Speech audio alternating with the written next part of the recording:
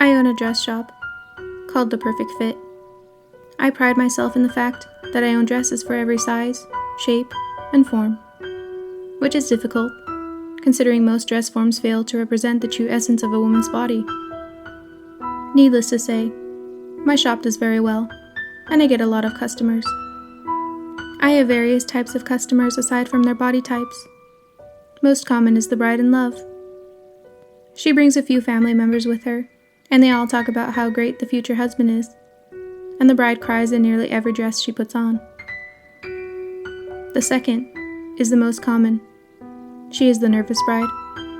She too brings family with her, and although she looks stunning in every dress, she can't figure out what she wants, simply for the fact that she is secretly afraid of commitment. So she usually ends up picking the dress that her family likes, and she still gets married, even though she is forever left wondering whether she made the right choice of dress and husband. Anyway, those brides are great customers, but the rare ones are my favorite. They are the ones that are not brides at all. The first is the single girl.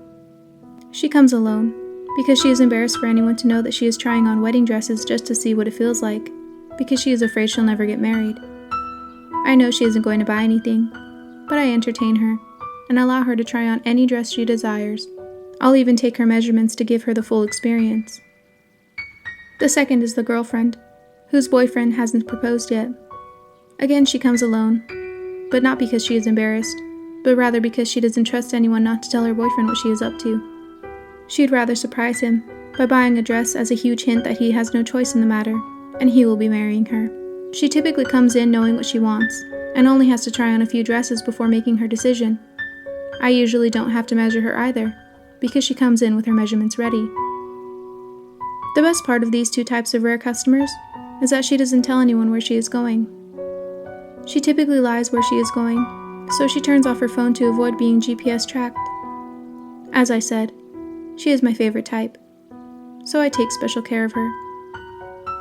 I pour her a glass of my best wine as she makes up a story about how her fiancé can't wait to marry her.